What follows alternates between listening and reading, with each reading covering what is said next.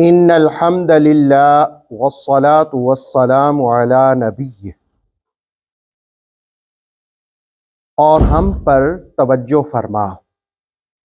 یہ جملہ کب کہا گیا اور کس نے کہا، اس کا مفہوم کیا ہے؟ سورہ بقرہ کی آیت نمبر 128 کے ضمن میں جانتے ہیں۔ پہلے اس آیت کا ترجمہ ملاحظہ کیجئے۔ ربنا، اے ہمارے رب، وَاجْعَلْنَا مُسْلِمَيْنِ لَكَ، ہمیں اپنی بارگاہ میں جھکنے والا بنا، ہمیں خاص اپنا نیاز مند بنا۔ مسلمین لک، مسلمین لک کا مطلب ہوتا ہے کہ اپنے لیے اطاعت کرنے والا، اپنے لیے فرما برداری کرنے والا۔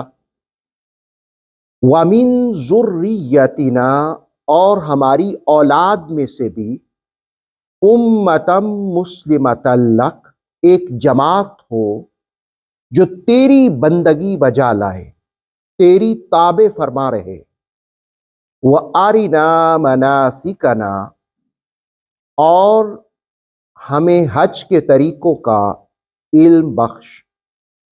وَتُبْ عَلَيْنَا، اور ہم پر توجہ فرما۔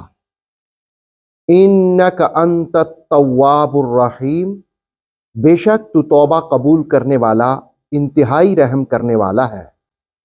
سورہ بقرہ کی آیت نمبر 128 میں اور اس سے اگلی آیت میں حضرت ابراہیم علیہ السلام اور اسماعیل علیہ السلام کی دعا کا تذکرہ کیا گیا، جو وہ اپنے رب کی بارگاہ میں التجا کر رہے ہیں۔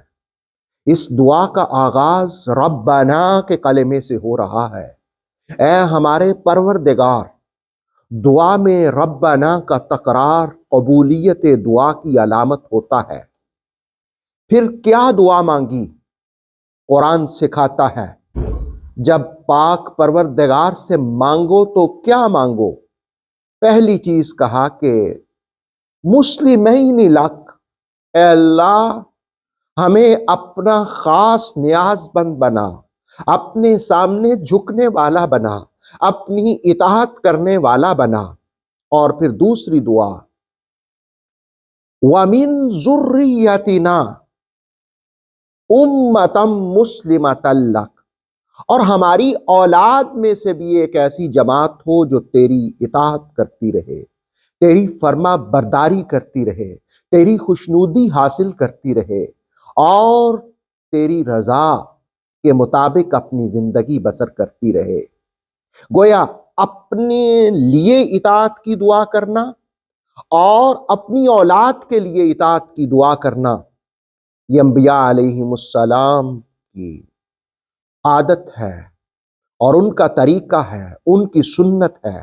ہمیں بھی چاہیے کہ اپنے لیے بھی دعا کرے، اپنی اولادوں کے لیے بھی، کہ اللہ ہمیں بھی اطاعت کرنے والا بنا، ہماری اولادوں کو بھی اطاعت کرنے والا بنا۔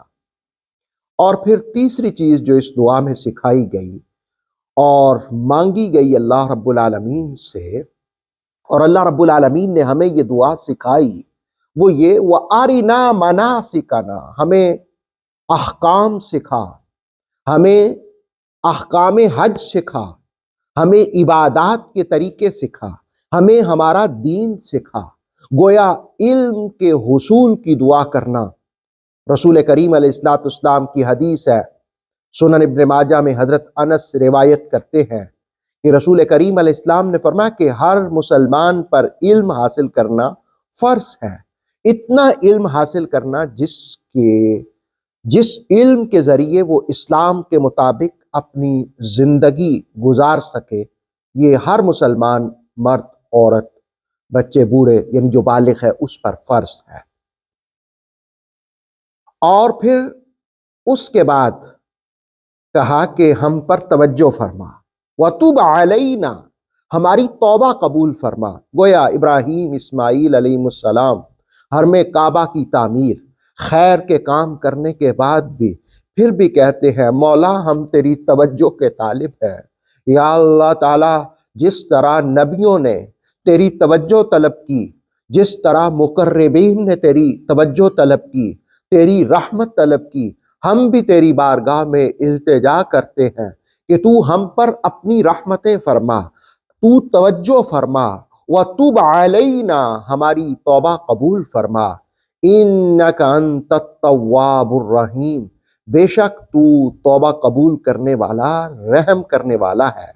گویا سورہ بقرہ کی آیت نمبر 128 کی یہ آیت ہمیں سکھاتی ہے کہ اللہ سے دعا طلب کی جائے اور اس میں مزید اطاعت مانگی جائے، مزید عبادت کرنے کا جذبہ مانگا جائے اور اس میں اخلاص مانگا جائے کہ اللہ ہمیں اخلاص نصیب فرما، ہمیں کمال نصیب فرما، ہمارے ظاہر کو بھی پاک کر دے، ہمارے باطن کو بھی پاک کر دے۔ آتھینٹک اسلامک نالج کے لیے نور وحی یوٹیوب چینل کو سبسکرائب کیجیے، بیل آئیکن کو پریس کرنا مت بھولیے۔